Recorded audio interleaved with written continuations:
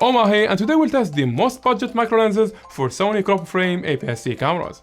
The 60mm f2.8 manual lens from 7artisans and the 30mm f3.5 autofocus lens from Sony. The $160 lens versus the $300. This guy is fully manual, including focus and aperture. And as you see, there is no connection plates with the camera. It's much heavier and remarkably bigger than the 30mm autofocus lens from Sony. I really feel my hand is going to fall. Ooh.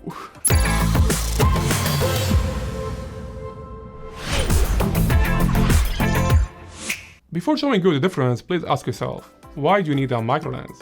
Is it only to have fun, making things look bigger, or is it to capture insects, or to make good product photography for a client? Leave your answer in the comment, and from now on you can judge which lens suits you the best, cause the user experience is different with both lenses.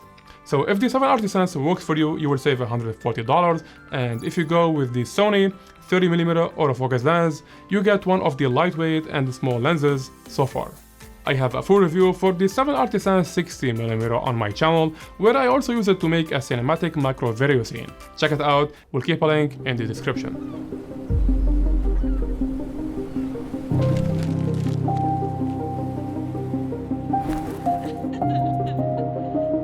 Now before diving deeper in the video, let's play a quick game first. I'm gonna show you a series of images and I need you to guess which lens is A and which one is B. Drop your answer in the comment, I would love to check it out.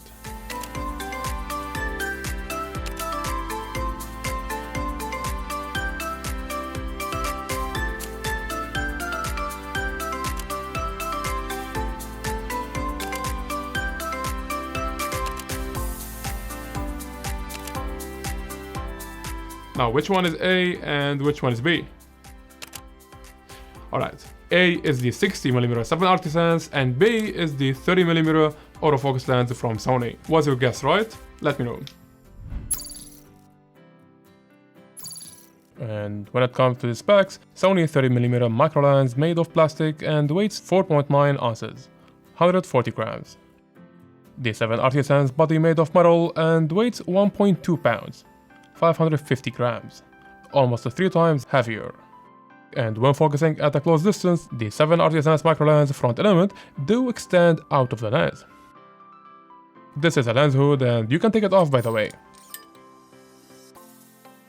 Sony lens elements are all internal whether you focus on a short or a long distance. And the minimum focus distance of the 30mm lens is 3.7 inches, 9.5 centimeter. The 60mm 7artisans minimum focus distance is 10 inches, 26 cm. As I said earlier, the user experience is a bit different when you're playing with both lenses.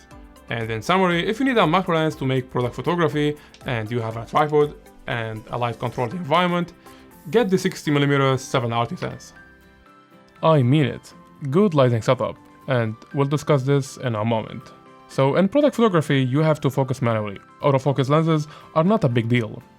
These are two images for the same watch from 60 and 30mm micro lens. See, the 60mm makes more background compression and it shows the product dimension much better. The 30mm focal length is wider than the 60, so I had to move the camera closer in order to match the same composition. This is how the image would look like if I kept the 30mm macro lens at the same place of the 7artisans. Both lenses, Sony and 7artisans, can do one-to-one magnification. One-to-one magnification means that the size of the subject in the plane of focus is identical to the image sensor size in the camera. Here are some images when trying to capture the same composition with both lenses. 30mm is on the right, and the 60mm 7artisans is on the left. See how the background is different? Sure, I have to move the camera closer, as I mentioned, to match the same composition. Here, for example, the lens is almost touching the coin. Literally that close. And this is how the image would be if I kept the camera at the same position of the 60mm 7artisans. Now, why I insist you need a good lighting setup with the 7artisans macro lens. Even though the lens aperture is f2.8, it doesn't give f2.8 performance at 1-to-1 magnification. It's about 2 stops darker than 1 to 2 magnification, even when I still at f2.8. So f2.8 at 1 to 1 magnification, it's like f5.6. Bear that in mind and bump up the exposure or use some lights when focusing on a close distance.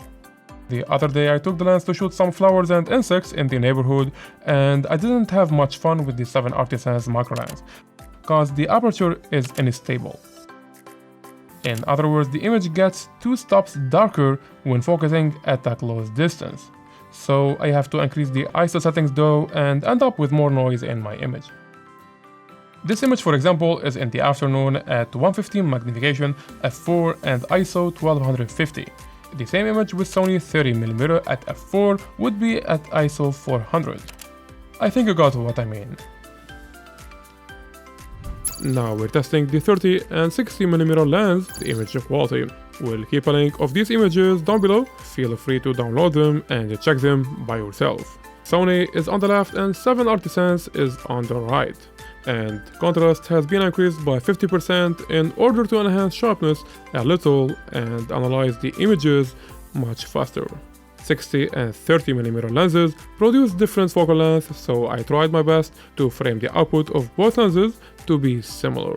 First, Sony is at f3.5 and 7artisans is at f2.8. Sony is slightly sharper in the center and also on the sides and corners. At f4 and 5.6, Sony is also a bit sharper than the 60mm lens in the center, while 7artisans is slightly sharper at corners.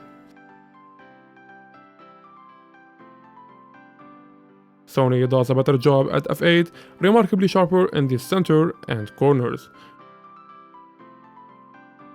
At f11, both lenses get softer, and I don't recommend using both of them at f11 and f16. Indeed, making macrophotography is fun, and I will go pretty much with the 30mm from Sony if I need to shoot insects or other subjects on the go. The problem with the 7artisans, in my opinion, is the aperture instability when focusing at a close distance, I mean at 1 to 1 magnification. So it's like an extra job that I don't need personally. Macrophotography is fun, and in my opinion, the aperture flow in the 7artisans will break the fun apart. The 30mm autofocus lens is a better alternative in this situation when shooting insects and other subjects on the go. And I see the 60mm lens works the best in such controlled environment where you set the camera on a tripod and take care of the lights as well. Show me the thumbs up if you like this video and bump the subscribe button for more camera and lenses review. This was Oma, and see you in another one. Hoop. You know what, I filmed this video twice. The first time the audio cable was unplugged and I had to film it again. I'm done.